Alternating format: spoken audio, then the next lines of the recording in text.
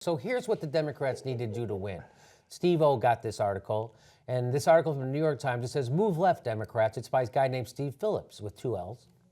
And Steve Phillips says this. He says, more Obama voters defected to third and fourth party candidates than the number who supported Mr. Trump. Now, I didn't know this. Yeah, it's interesting. So this is interesting. This is really, I did not know this. Yeah, well, this is the reason why the Hillary folks are mad at third parties. This is why, because, this is why. Okay. But what they should be mad at, they shouldn't be mad at third parties. They should be mad at Hillary Clinton, Debbie Wasserman Schultz, and the Democratic National Committee for being so unbelievably shitty that even when faced with the Trump presidency, people would rather vote for Daisy Duke. It's true. Here we go. He goes on. That is the white flight that should most concern the next DNC chairman, because those voters make up a more promising way to reclaim the White House. The way to win them back is by being more progressive, not less. Right. Right now, too many are using bad math and faulty logic to push the party to chase the wrong segment of white voters. For example, Guy Cecil, who spent nearly $200 million as head of the progressive super PAC Priorities USA, he urged the party to rebuild trust with millions of white voters who voted for President Obama and Donald Trump. The math underlying that conclusion is incorrect. Mr. Trump picked up not millions, but only 784,000 white votes in the 10 battleground states he won by single digits. And it misses the bigger and more fixable problem of white Democratic defections to third and fourth party candidates. Hillary Clinton lost the decisive states of Wisconsin, Pennsylvania, and Michigan by 77,744 votes. The number of Democratic votes dropped significantly from 2012 levels, and the Republican total increased by about 440,000 votes.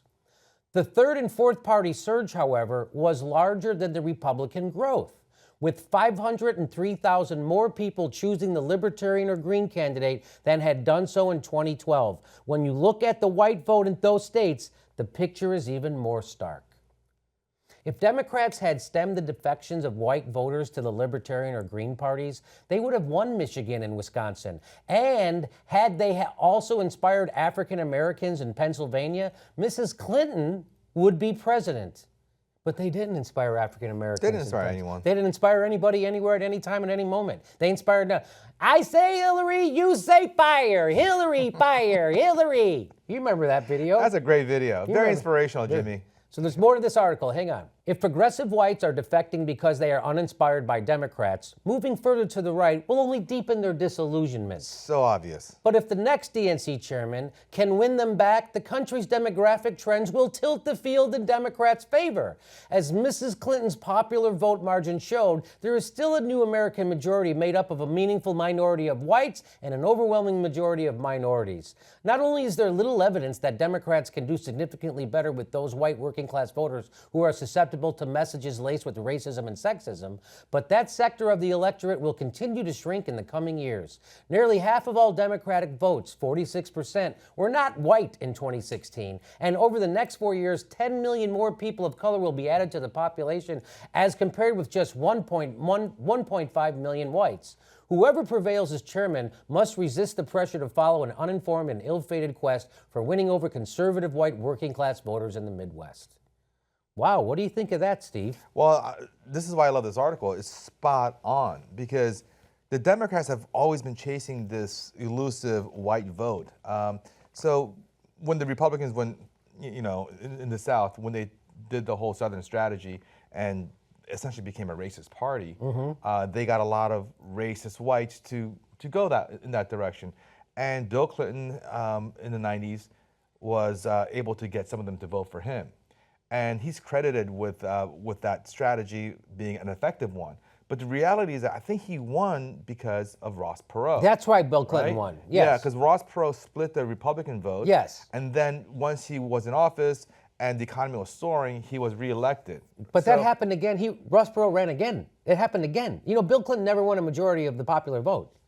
He ran in '96. Yes. Twice? Yes. Well, the first time it was unequivocal. Yeah. He definitely helped Clinton win. Anyway. He got 19 million votes. Yeah, so all the lessons are wrong. They think they need to chase these voters by going to the middle. That's wrong. And it's such a bad strategy. And this is exactly why, because those people are hard to get. They're going to go to the Republicans anyway. That number is shrinking. They need to get the white flight out of the Democratic Party to the more Progressive parties. So you're saying that if the Democrats become more progressive, they'll retain more of their voters and they'll win.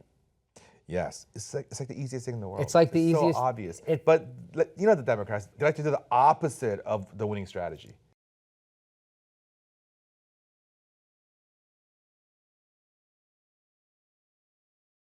Hey, are you sick and tired of corporate Democrats? So are we. So why not become a member of the Young Turks and help us say no to corporate money? If you become a member, it helps support shows like the Aggressive Progressives who are pissed off at corporate Democrats. Go to tytnetwork.com/join. It's only $10 a month. It helps keep us independent and keep bringing you the truth.